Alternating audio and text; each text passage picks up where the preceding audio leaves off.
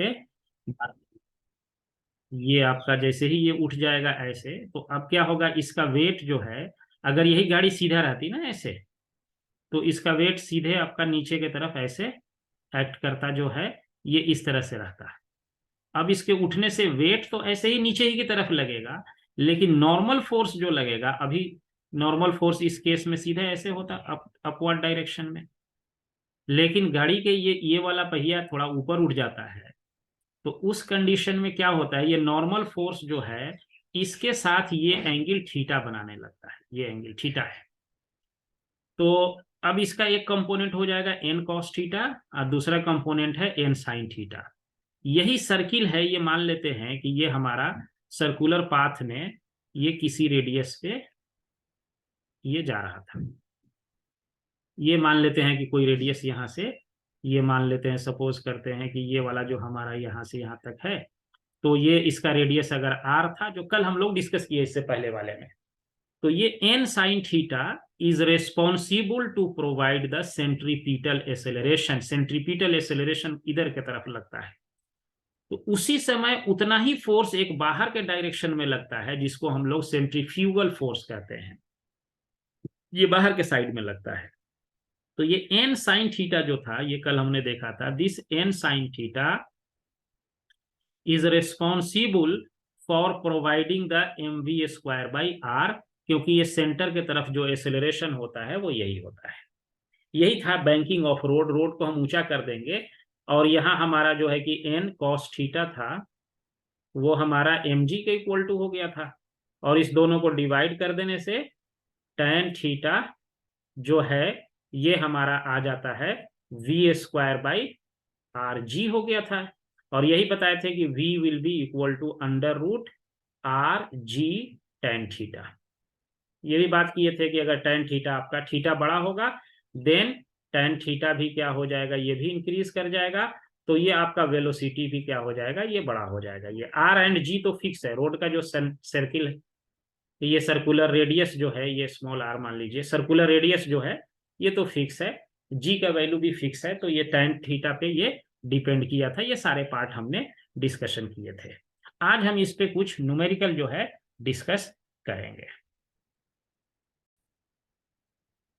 देखो अभी जस्ट हमने ये वाला फॉर्मूला भी निकाला है ना, ये वाला जस्ट जो लिखा है, इसी पे ये पहला वाला बन जाएगा। सर्कुलर ट्रैक है, रेडियस 600 मीटर है,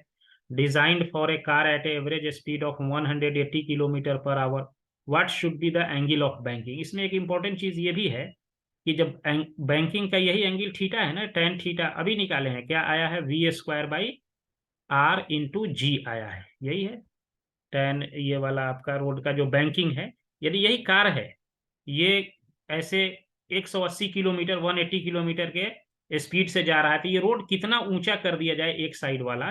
ताकि ये जो है कार स्कीड वगैरह ना करे। जब आप बैंकिंग रोड के कर देते हो, देन फ्रिक्शन के इसमें कोई जरूरत नहीं होता है कोफिशिएंट वगैरह का कंसीडर करना, जब बैंकिंग करते हैं रोड को। तो यही वाला हमारा रिलेशन आया था, यहाँ सब दे रखा है, देखिए आपके पास,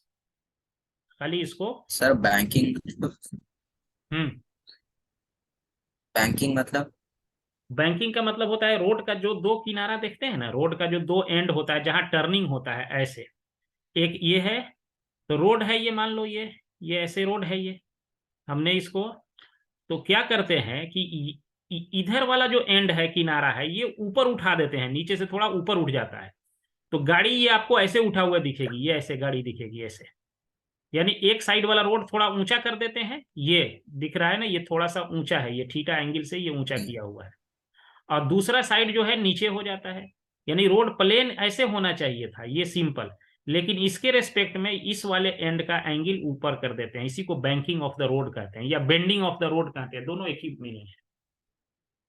दूसरा वाला ये सिर्फ टर्निंग पे होता है, बाकी जगहों पे नहीं होगा, जहां रोड टर्निंग होगा वहीं पे किया जाता है, ताकि ये स्पीड जो है, ज्यादा स्पीड पे भी आप इसको टर्न कर सकते हैं, इस गाड़ी को यहाँ पे टर्निंग पे करते हैं सिर्फ ये।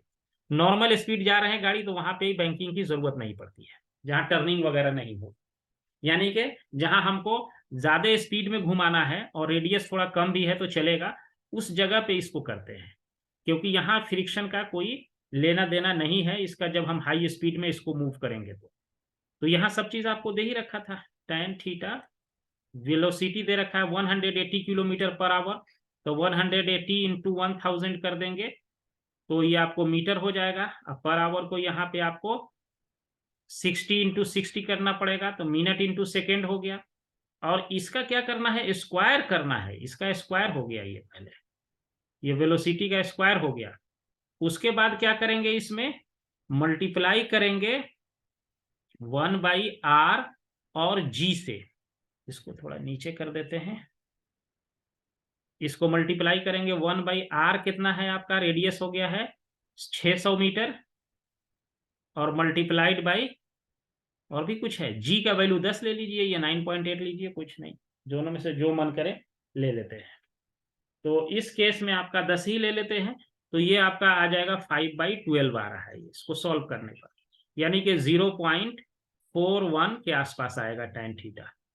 तो थीटा जो है यहाँ से ये आ रहा है 22.6 डिग्री, यानी ये जो रोड का जो दूसरा साइड है,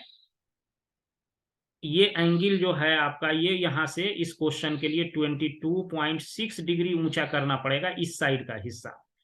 ये इसके रेस्पेक्ट में इस साइड ये थोड़ा ऊंचा करना पड़ेगा। ये 22.6 डिग्री के आसपास रखेंगे तो ये गाड़ी बिना स्कीड किए हुए 600 मीटर के रेडियस पे ये गाड़ी चली जाएगी। ये बैंकिंग का ये मतलब होता है। अब इसके बाद वाला देखिए, दूसरा क्वेश्चन, इसमें क्वेश्चन है, a car has to move on level turn of radius 45 metre if the coefficient of static friction between tire and road is mu s equal to 2, find the maximum speed that car can take without skidding। ये भी question direct formula based है, हमने पहले lecture में आपको discuss किया हुआ है, एक बार इसको देख के बनाइए है ये। तो इसमें कह रहा है कि इसका जो है कि ये रेडियस 45 मीटर है, लेवल रोड पे है, बैंकिंग वगैरह नहीं है, इस साइड वाला हिस्सा उठा हुआ नहीं है। तो टायर के बीच जो कोफिशिएंट ऑफ स्टैटिक फ्रिक्शन है mu S, which is given as 2 दे रखा है coefficient of static friction. Find maximum speed that car take without skidding, ये बिना स्कीड किए हुए कितना ज्यादा स्पीड जा सकता है। अब बताए थे कि जैसे आप ऐसे घूमेंगे तो क्या होगा, इस ये कार फिसलना इधर चाहेगा, तो इसको रोकने के लिए फ्रिक्शन का फोर्स किधर लगेगा, अंदर की तरफ लगेगा। ये आपको इनसाइड फ्रिक्शन का फोर्स ऐसे लगेगा इस तरह से, और वो फ्रिक्शन का फोर्स ही इसको mv²/r प्रोवाइड करेगा, ये सेंट्रीपिटल फोर्स। और एफ कितना होता है, म्यू एस इंटू एन होता है, mv²/r है, ये आर रेडियस है। अब नॉर्मल फोर्स क्या होगा, देखिए ये कार ऐसे है जा रही है, तो नॉर्मल फोर्स इसमें mg नीचे रहेगा, इसमें नॉर्मल ऊपर लगेगा सीधे, तो नॉर्मल mg के इक्वल हो जाएगा यहाँ। तो mu S into mg equal to mv²/r हो गया। अब ये इससे ये कट गया, तो यही वाला जो स्पीड है ये आपका जो है ये एफ क्या होना चाहिए, तो ये वी मैक्स जो होगा, कल बताए थे मैक्सिमम स्पीड, यही हो जाएगा आपका, जो हो जाएगा क्या हो जाएगा, mu into R, mu S into R into G, ये पहले वाले लेक्चर में हमने डिस्कस किया हुआ था। इससे आप इसको सॉल्व कर लीजिए और उससे आपका वैल्यू जो है आ जाएगा।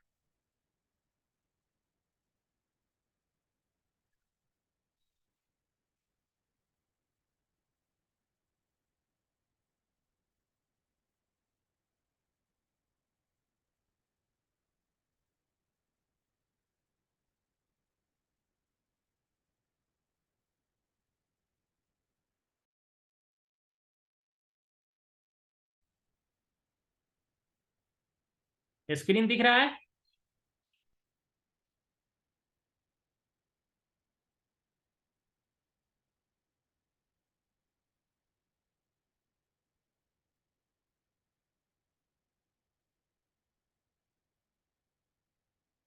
तो ये आपको जब आप इसको सॉल्व करेंगे, म्यू एस का वैल्यू कितना दे रखा है 2, रेडियस दे रखा है आपका 45 और जी का वैल्यू ले लीजिए 10, तो ये हो गया आपको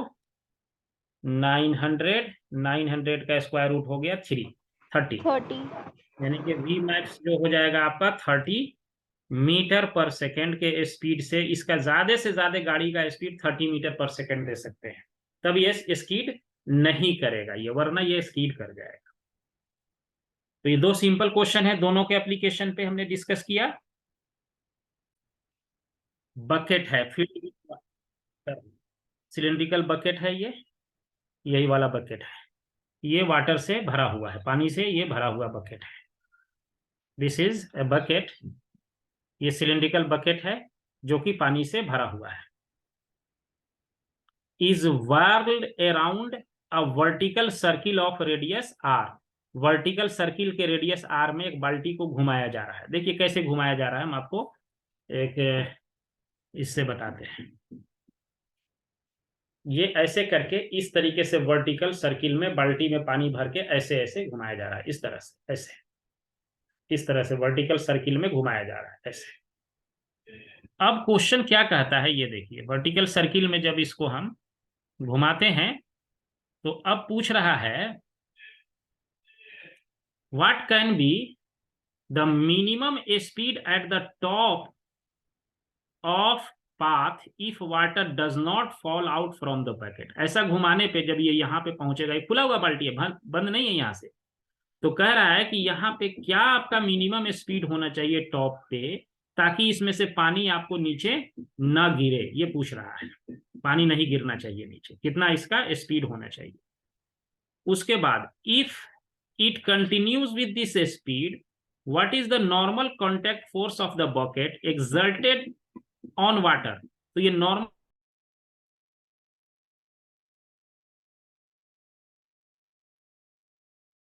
ओके, ये थोड़ा इंटरनेट प्रॉब्लम हो गया था। ओके, तो ये समझे क्वेश्चन का मीनिंग। क्वेश्चन ये कह रहा है कि आपका जो बकेट है ये इसको घुमाया जा रहा है, और घुमाने पे क्या हो रहा है कि पानी गिरना भी नहीं है यहाँ को, और पानी गिरना भी नहीं है, और जब ये तो वो उसको कितना स्पीड रखना पड़ेगा यहाँ पे लेकर के, what can be minimum speed at the top of the path if water does not fall out, यहाँ से पानी नहीं गिरता है तो कितना आपका स्पीड रखना पड़ेगा। If it continues with this speed, अगर इस स्पीड से इसको ले जाया जाए तो जब ये नीचे पहुंचेगा यहाँ पे, what is the normal contact force of the bucket exerted on the water at the lowest point of the path। ये लोवेस्ट पॉइंट पे पहुंचेगा तो ये पानी पे, ये कॉन्टैक्ट सरफेस पानी इसी पे रखा हुआ है, तो ये नॉर्मल फोर्स कितना लगाएगा ये पूछा जा रहा है। अब देखिए इसको कैसे हम एक्सप्लेन करते हैं, कैसे आप समझते हैं। देखिए ध्यान से समझिएगा इस क्वेश्चन को,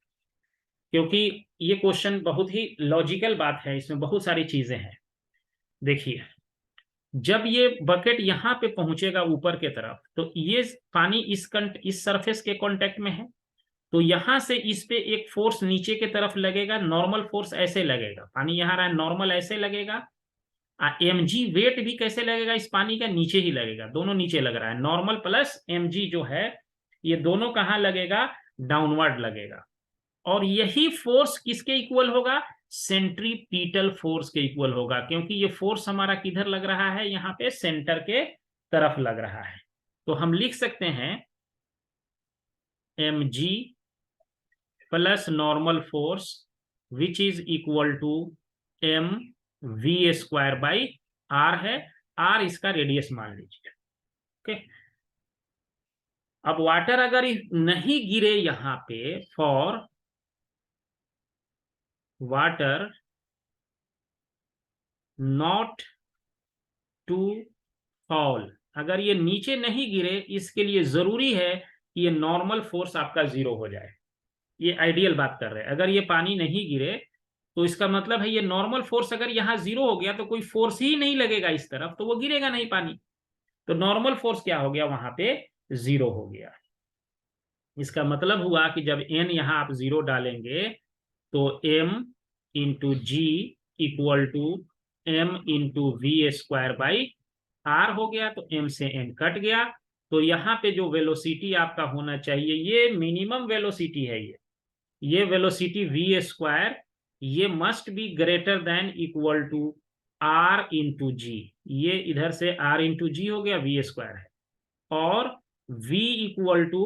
root under r into G, अगर इतना वेलोसिटी यहाँ कम से कम आ जाएगा, देन ये पानी जो है इस बकेट के अंदर वाला नीचे नहीं गिरेगा, अगर इतना कम से कम इसमें आ गया तो।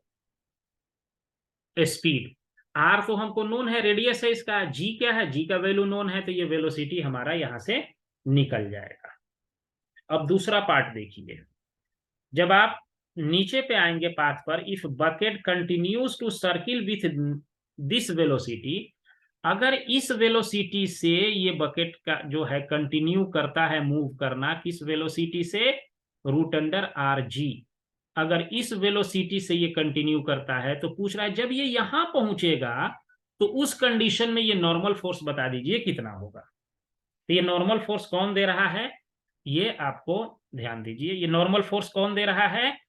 ये बाल्टी का बकेट का ये जो नीचे वाला हिस्सा है, बॉटम हिस्सा, ये नॉर्मल फोर्स ऊपर की तरफ ये एन लगा रहा है, वेट इसका नीचे लग रहा है। तो इस पॉइंट पे जब ये पहुंचेगा तो what will be the centripetal force, इस पॉइंट पे जब पहुंचेगा तो सेंट्रीपिटल फोर्स को, नॉर्मल इधर mg नीचे, तो इस दोनों का डिफरेंस जो होगा that will be toward the centre, यहां नॉर्मल फोर्स को n डैश से मान लीजिए देते थे।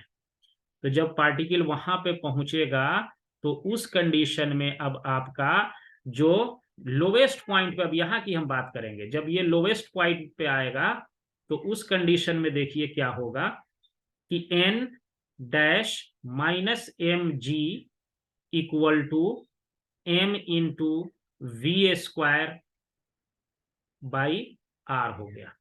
अब कह रहा है कि इसी वेलोसिटी से यहां आना है इसको, दूसरा वेलोसिटी नहीं है, यही वेलोसिटी है वी स्क्वायर, तो वी स्क्वायर का वैल्यू यहां क्या कर देंगे, आर इंटू जी कर देंगे। देखिए अब क्या आएगा इसका वैल्यू, तो this N dash will be equal to M G plus M into, और ये वी स्क्वायर क्या है हमारे पास, वी स्क्वायर का वैल्यू क्या है, आर इंटू जी है, तो इसको आप डाल दीजिए आर इंटू जी, एंड ये तो नीचे वाला आर है, यहां से आर से डिवाइड रहा, this R R cancel out, so it will be equal to twice M G. इसका मतलब क्या हुआ कि ये जब बकेट जब चला यहाँ पे, जब इसको घुमाए, देख एक बार और देखिए, जब इसको हमने रोटेट किया इस बकेट को, तो जब यहां पहुंचेगा तो नॉर्मल फोर्स अगर जीरो हो गया तो पानी इसमें का नहीं गिरेगा। तो अब कितना स्पीड पे नॉर्मल फोर्स जीरो होगा, तो वो स्पीड हमने यहां से निकाल लिया, ये स्पीड है या ये स्पीड है, इस समय हमारा जीरो हो जाएगा, ये क्या कहते हैं नॉर्मल फोर्स, तो ये स्पीड हो जाएगा। सेकेंड पार्ट कह रहा अगर इसी स्पीड से इसको रोटेट करा दिया जाए, then what will be the normal force at the lowest point, ये लोवेस्ट पॉइंट है, तो नॉर्मल फोर्स हमको कितना निकला, ट्वाइस एम जी, यानी जब ये यहां पहुंचेगा तो इसका नॉर्मल फोर्स ये बाल्टी के बॉटम से जो मिलेगा वो इसके वेट का डबल हो जाएगा। तो इसीलिए जब हम किसी चीज को रोटेट करते हैं तो इसका जो बॉटम पोर्शन है, ये बॉटम वाला जो हिस्सा है, ये सफिशियंटली स्ट्रांग होना चाहिए ताकि ये इस पे जो नॉर्मल फोर्स जो है ये हमारा 2mg के इक्वल टू दे सके।